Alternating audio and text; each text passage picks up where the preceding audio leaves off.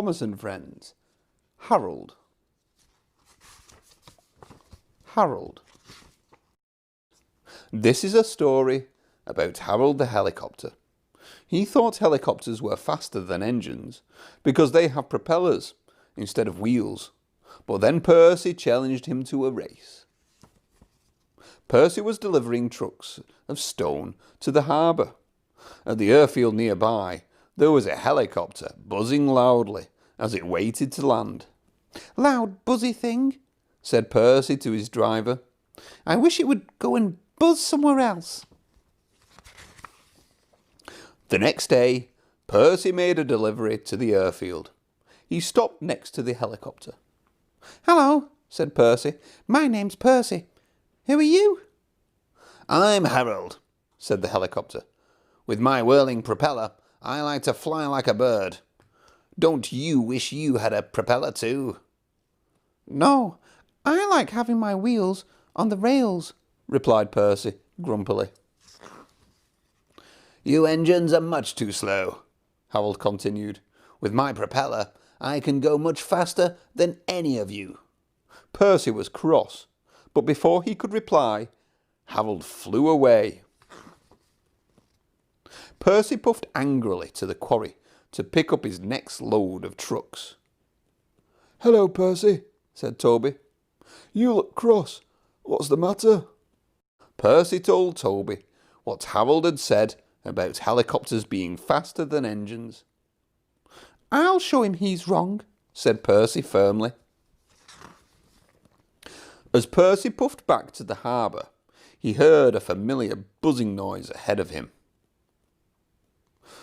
"Look, Percy," said his driver. "There's Harold. Let's race him. Then he'll see who's fastest." "Yes, we'll show him wheels are better than those funny whirling arms," said Percy, and he rushed after Harold. Harold heard Percy speeding up behind him. He realised Percy was racing him to the harbour. "You'll never beat me," he said proudly. "I will have landed at the airfield before you can stop at the harbour wharf." "Don't listen to him," said Percy's driver. "We can win this." The race was on. Harold thought a little engine pulling heavy trucks full of stone could never beat him. But suddenly he saw that Percy was drawing level with him. A few minutes later, Percy's driver shouted, "We're in the lead, Percy." Percy was having the time of his life, racing along faster than he had ever gone before. "Beep, beep, goodbye, Harold," he shouted as he raced ahead. Harold looked down in surprise. He couldn't believe Percy was beating him. Harold charged after him. Percy's fireman was shoveling coal into the furnace as fast as he could.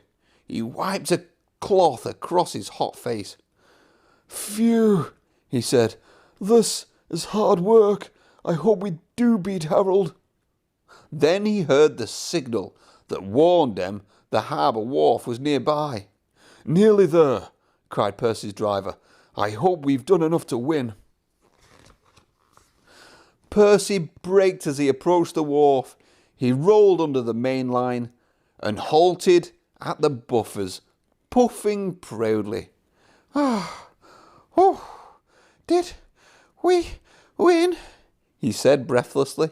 His fireman scrambled onto the cab roof and looked at the airfield. "We've won," he gasped. "Harold's still looking for a place to land." Percy smiled. He had shown Harold that engines are just as fast as helicopters. Later, Harold looked embarrassed when Percy made a delivery at the airfield. Percy's driver and fireman sang a song. Said, "Harold, helicopter to our Percy, you are much too slow. Your railway is out of date and not much use, you know. But Percy with his stone trucks did the tip in record time. and we beat Harold the helicopter on our old branch line. Harold smiled at Percy as he flew over him. You showed me that you can go even faster than me, he said. I guess wheels are as good as propellers, after all. Percy smiled happily. What fun it had been racing against Harold. He couldn't wait to get back to the engine shed and tell the others all about it. The end.